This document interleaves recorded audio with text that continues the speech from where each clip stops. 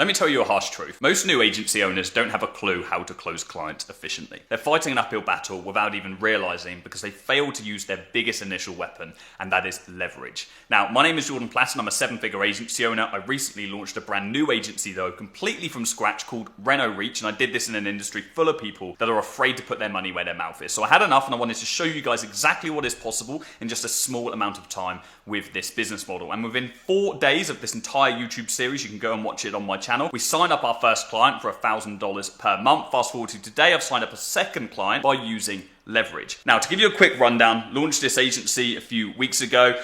We didn't have any niche. We didn't leverage my personal brand, no team members, no existing assets that I've created from building a 7-figure agency. I wanted to do this as if I was a complete beginner. So I went out there, picked a niche, home improvements, started local in my local area, as you always should when you first start out. We generated 22 leads, ultimately, is what we reached out to through cold calls and emails, arranged a couple of meetings, turned up to 2 of them, closed one of the clients immediately on the first call, onboarded them, delivered them some pretty exceptional results, I may add. Within the first 10 days, we generated 14 leads for a home improvement kitchen and bathroom showroom. These leads are worth anything from £5,000 to £25,000 each, depending on if they close them. Now, the client that I closed has a 50% close rate on going out for quotes. They've already closed 3 of those clients, which is absolutely amazing. If you want to know the details of all of that, then you can go watch the series on my channel, or you can click the link in the description, join the free community I've created where I'm putting out exclusive content around that series and documenting the rest of it. But that's not the purpose of this video. The purpose of this video today is to talk about how I then leveraged those initial results, those 14 leads, hot leads, for this client to then go and sign up the second client. Now, the second client was actually a meeting that I had before the first one. And in this meeting, the business owner was incredibly keen. They highlighted the fact that they're not very busy at the moment, okay? And they really want to get new business in. I knew they were cautious though, because they're spending a lot of money on Google ads at the moment with no success. And so my recommendation was to cut off the Google ad spend, redistribute that spend into my Facebook ad lead generation service instead. Now, this is how the call ended. Can you give me 48 hours? Just to have a chat, because obviously my wife is part of the business. She normally trusts what I say, but it's just a conversation of us having just courtesy, obviously. Just to say, clearly Google, we're just throwing money down the drain with Google at the moment. I just ask one final thing. If in a hypothetical situation you have a conversation with your wife, what is it that your wife could say that would actually put you off moving forward with this?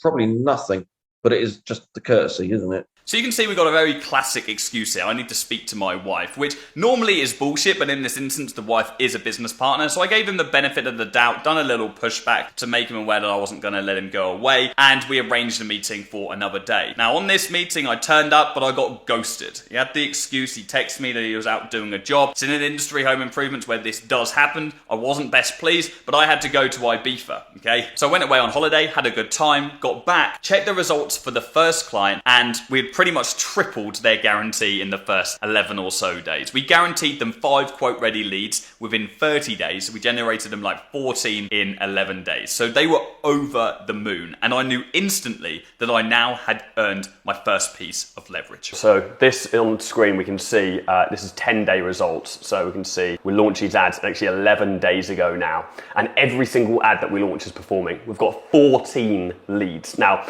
after speaking to these leads, they are extremely high quality. One of them wants an entire 2 kitchen and 2 bathroom rebuild on like an old pub, which is just like probably like a 30-40 grand job, which is insane. I'd earned my first piece of leverage against that first client because I hit the quick win. And I could only achieve this quick win by under-promising and over-delivering. So many agencies make the fundamental mistake of over-promising and under-delivering. They think that it's better for them to say, hey, I can get you 20 leads because that's going to entice more people to have meetings with them, than it is to say, hey, I can get you 5 leads. They underestimate how much value companies put into getting new business. In this instance, kitchen and bathroom showrooms, these leads are worth 5 to 25 grand if the job closes. So they don't need 20 leads. They'd be happy with 5. And I recognized that straight away and I just promised 5. I knew I could generate more, but I just promised 5 in my guarantee. So I could under-promise and over-deliver results, and I could spike their happiness and their perception towards our agency. And when you gain that initial leverage, that is when you can call favors. and that is when you want to ask for referrals. And I knew the favor that I wanted here, and that was to leverage the results I had got for that first client on signing up the second that was on the fence and wanted to talk to their wife. So I called up client number one. We had a catch up anyway. They're over the moon with the results, and I said to them and I explained the situation. Look, I've got another business in the local area. They just specialize in this. They weren't quite conflicting. I said, look, I really want to work with these guys. Can I leverage the results I've got for you? Can I tell them about the results I generated for you? And I know that'll push them over the line. They said yes in a heartbeat. There was no questions asked because they were so happy with the results I generated with them. They even asked me to downscale their ads. They actually asked me to stop spending as much money on their ads because they couldn't keep up with the amount of quote requests that are coming through. They physically couldn't go out and they were worried that people were going to get disheartened. It was going to hurt their brand. Now, I had a solution to that, and that was, well, instead of me stopping spending this money, what about we give away some of these leads to other friends or competitors in the industry and you can take a cut of the job. So we already had this batch of leads. They actually agreed that I was able to give one or two of these leads to the second client so I could go ahead and sign them up and make it a complete no-brainer for them. So not only did I triple the guarantee for them, they then accepted that I could leverage those results to sign up another client, and I could even give away some of the surplus of leads to that second client to make it a complete no-brainer. And none of that would have been possible if I overpromised and under-delivered like 99.9% of agencies do. In fact, it wouldn't be possible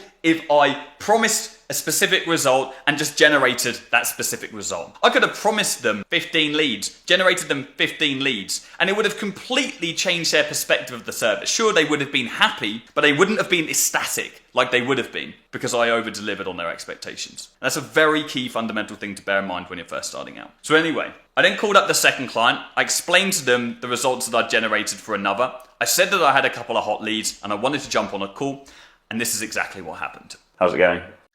Yeah, not too bad. You? Good. Yeah, all good this end. Did you have a busy week last week or? Yeah, very. Yeah, and over the weekend, we're working the weekend as well. So yeah, just catching up really as much as anything. Yeah, no, completely understand. Are we joined by your partner today on this call? She's around. Yeah, she's around. Yeah, I'll get her in a minute. She's just a bit busy at the second. Yeah, that's all right. That's all right. No worries. I just wanted to make sure that I had the chance to have a conversation with herself as well, just to iron out any kinks. But so look, what we can do is, I mean, first of all, if you've got any questions since we last spoke, I'm happy to answer them now. But I think what's probably best is I can just show you. I've had permission from a company called who I've been working with on their ads, just to show you the back end of what's going on at the moment so you can get an idea of what results we've been generating for them. I'm going to share my screen right now so you can just see this. And so this is the Facebook back end. This is what I look at on the back end when I'm running ads. So it's a little bit more complicated than like the front end system, which I think I mentioned to you before that you might have done in the past with doing kind of like booster posts. So we've got 3 different ads running at the moment. Here you can see we've generated 18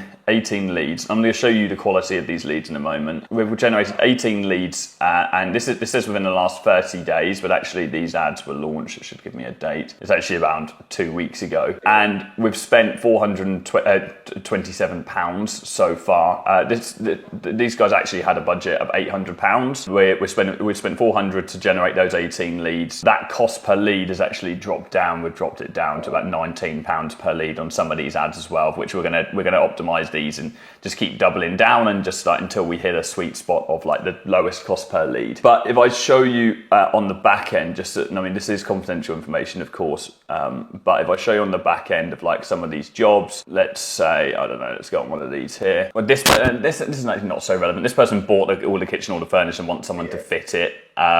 This one here needs a new elements of bathroom doing, kitchen mid-90s, needs a whole facelift. Then we have, I'm just clicking on random ones here so you can get an idea. Whole bathroom ripped out, need a new bath. Had a few quotes already. This one here needs 3 bathrooms, 2 renovated, 1 completely new one. But I would say that an easy 75% of these leads that are coming through are not time wasters at all. Like the conversations I'm having, every single person that's filled in the form so far has answered their phone. Maybe 25% of the jobs are small jobs that wouldn't be worth your time. 75% of them are either a whole bathroom or a whole kitchen. Well, definitely the kitchen We're looking at the kitchen really rather than the bathrooms. Yeah, simply because that's more of what I do. And bathroom, I don't think there's a lot of money in bathrooms anymore because everybody can they go and buy it and they just find the local man to fit them. So unless they want to spend in excess of sort of 10, 12, 15,000 pounds, where I'm on a job at the moment doing the bathroom, they're not interested in, other than decorating, they're not interested in anything else. So yeah, no, I understand. The reason why these guys will be getting some bathroom leads in as well is because the actual ad itself says like, is your kitchen or bathroom looking tired? And we have one creative which is before and after of a bathroom. So we're actively going for those people here. But with you guys, we would just do like a kitchen-based creative, make sure all of the ad copy, the text was just kitchen focused. So we're not then targeting any of those. So the leads that we're going to be getting in will be just kitchen rather than anything for bathroom as well. Okay. Actually specialise in bathrooms more so than kitchens. They prefer to do bathrooms and they do the kitchen side. So that's fine. Yeah. Where are they? Are they North Sprowston? Yeah, Sprowston. Relatively new, like only established in the last like 3 years. Yeah, quite a small operation, but really booked until the end of January now. So that's why we're in this predicament. I'm like, it's great. I'm now having a conversation with them to say, okay, I think it's time to get somebody else in and trying to, because the owner of the business, he's a great guy, but I'm having to convince him to go down that path because there's a lot of opportunity here, and someone's going to take it up, So okay, fair enough. Well, certainly the kitchen side of it would be interesting. Just where do we go from here, and then kind of budgets really, and fees, and how much. I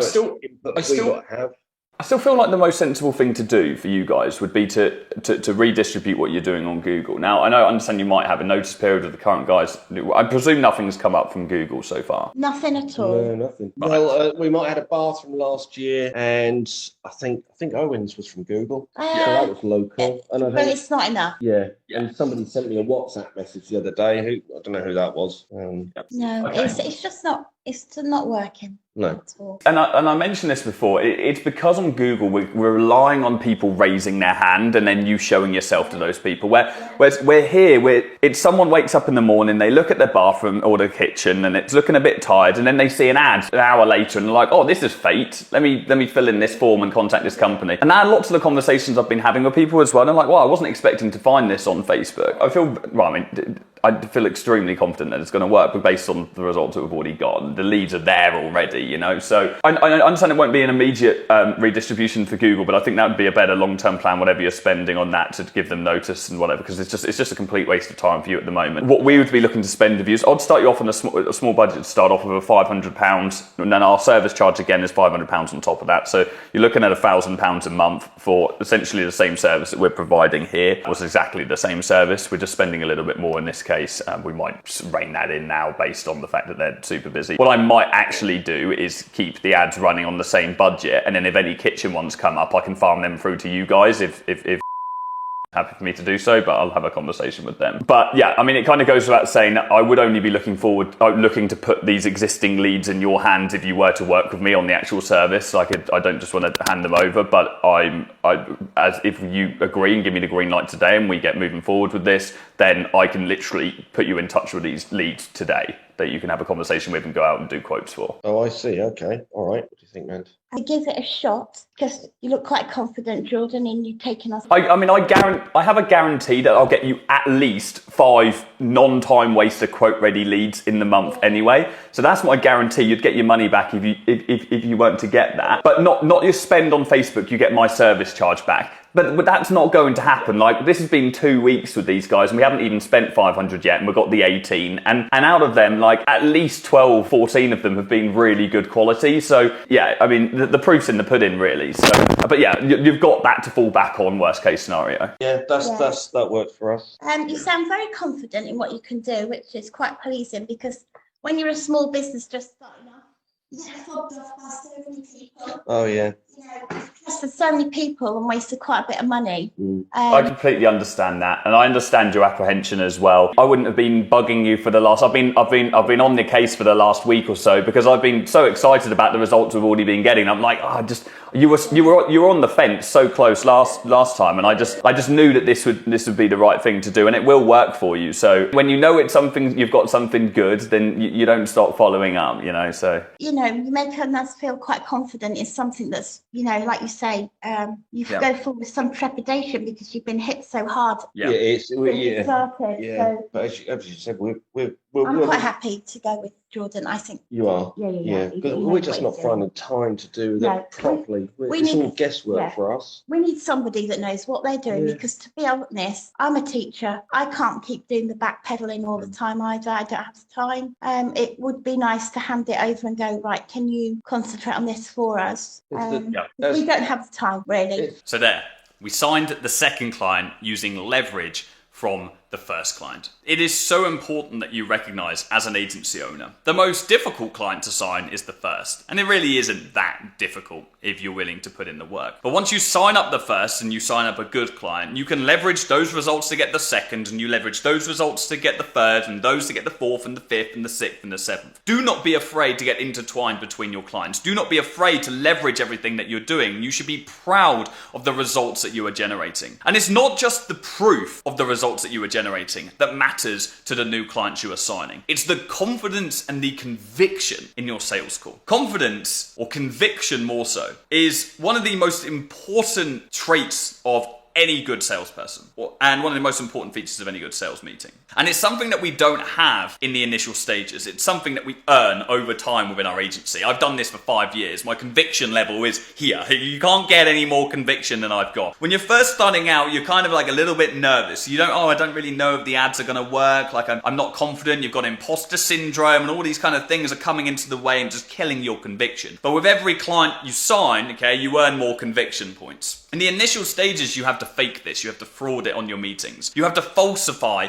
that confidence because you don't really know in your heart that you can generate the client results. You know it based on the fact you've seen me do it and you've seen other people in communities and so on do it. But you don't know it in yourself. You don't know about your personal ability to go out there and generate results. So you have to fraud that. You have to pump yourself up, and you have to recognize that these people need to feel confidence from you. And so dig in deep and find that energy from somewhere on your sales meetings. But just know when you get that first client, that conviction is going to come. And when you get conviction on your sales meeting, you begin to rationalize the sale. It's impossible for that second client to say no to me. Physically impossible. Because in the first meeting I had with them, they told me that they weren't very busy at the moment. So they identified a need for the service. They identified their concerns, which was that they didn't know whether it would work. And they identified their final objection, that was they needed to speak to their wife. So I knew there were 3 things that I needed to overcome here. I needed to generate them leads. Well, there you go. I could kill that bird with the second one, which was proving that I could generate results by leveraging the first. And I needed to speak to their wife and show her what I was doing as well. And it was actually the wife that told the husband she wanted to move forward with us. But I rationalized it for them in their own heads and therefore made it a complete no-brainer. But you're not all going to have the exact same amount of conviction as I will, okay? When you've signed up your first client, it's going to give you a little bit, okay? You're not going to be number 10. So what do you do in that situation? Well, it's simple. All you need to do is lay out the numbers. You need to make this even more rational. You need them to see the numbers in front of them so it's completely undeniable that your service is the thing that they need in order for them to make more money. Let me give you an example. So the way I would handle this, I'd be like, look, I'm a little bit confused right now. Like, I think we're not singing off the same hymn sheet, so I just want to dive into the numbers with you so we can get a clear understanding and be on the same page. What did you say your average value of a customer is? Oh, it's $5,000, Jordan. Okay, fine. And let's say you visited 10 customers, okay? You went out to their homes and gave them quotes. How many of those customers would you close? Oh, we typically close 50% or so. Okay, fine. So if you visited 10, if you did 10 quotes, okay, that's 5 clients, okay? That is 25,000 in revenue. And I'm looking to charge you whatever, okay? Put it down, 1,000. So that's 24,000 in operating profit, okay? We now then have to take away your cost, sure, but we're in agreement. On this basis, you would be in an awful lot of return on investment. Yeah, correct? Okay, get them to accept. Yes, keep them with you. Are you with me right now? Say these kind of affirmations. Are you with me? Are you following? Yes, cool, fine. Okay, so this is on the basis of 10 quotes. Now, I've already shown you with the client that we're working with already that we have already generated them 18 quotes. Okay. Now let's say for whatever reason, okay, some of these aren't qualified, some of them aren't going to be suitable. We've actually found it with this client that about 75% of them are suitable. But let's just say for whatever reason that only 15 of them or even 14 of them are qualified. Okay, you would then close 7 clients and you would generate 35,000. You take away our costs, you're looking at 34k operating profit. So what is it about this number that we're not clicking on? Because all I can see here is a serious amount of return on investment for you. And I would address it like that. Go straight in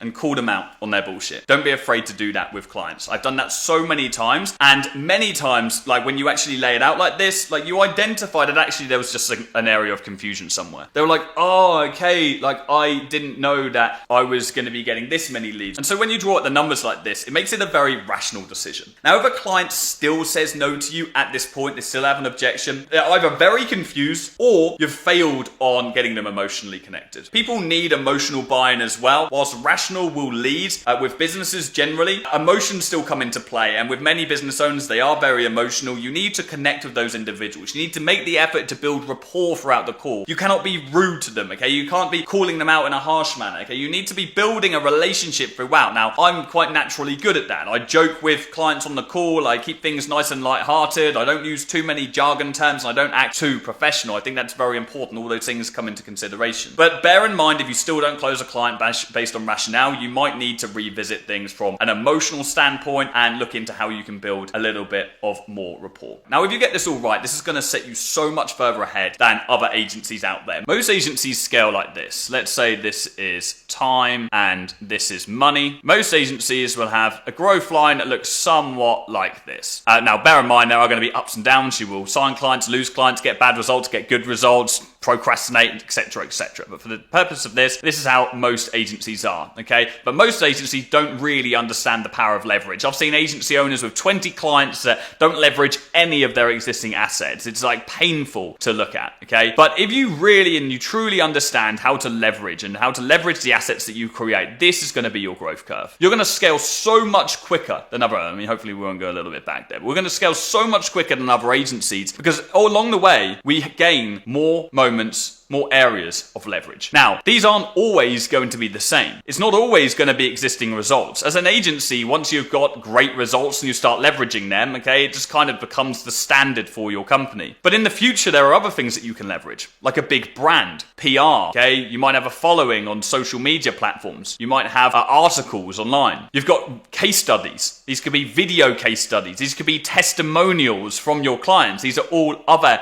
areas of leverage. You have public speaking. We have referrals because you're doing so well. Your clients want to shout about you, okay? You've got a good commission structure, incentive basis that you've worked on for your clients to now give you introductions to their friends and so on. And there are so many different ways that we can leverage different assets along our journey. And it's so important that you recognize this in the initial stages before you've even got started. Because so many agencies out there, and I see this time and time again, treat every new client that they sign as a new client. They never get past that first client syndrome, okay? It's like, oh, I've got a new client, or I've got some great results. Well, but I'm not going to put them on my website. I can't be asked. I'm not going to ask for a video testimonial. Can't be asked. I'm not going to make the most of that initial spike from under-promising and over-delivering, that initial happiness spike with my clients. That opportunity is gone. They let that slip. I can't count how many times I let that spike of happiness slip from my clients. It's one of the quickest things that you need to recognize when you sign up every new client. Where's that spike? Where's that initial over-promise? How can I get that? Okay, how can I leverage that? And if you don't recognize that, it's going to take you a long time to scale. If you do recognize the power of leverage, you're going to grow exponentially quicker than everybody else around you. Now, the final thing I want to talk about is the leverage of others when you're starting a business. Starting a business is a lonely path, and if you're on your own, you are very limited to the time that you have in the day and therefore the information that you can learn in that time period. Whereas if you're surrounded with a bunch of other people that are on the same journey as you can leverage their time as well because they're spending their time learning other things to you. It's very rare that they're going to be spending their time doing the exact same. And that's why as part of this new agency series, I launched a free agency community hosted on School. This is completely free. And we vet every single person that joins in so we know that they are serious about this. It's not a Facebook group. There is no spam and we heavily moderate this group. We will ban people if they post low quality content. But we wanted to create a place that agency owners can go and hang out with other people that are a little bit further ahead than them, a little bit further behind, so they can leverage each other's time and knowledge to propel themselves faster and further forward in in their business and in their online agency journey. So if you want to join that community, click the link in the description now. Cheers.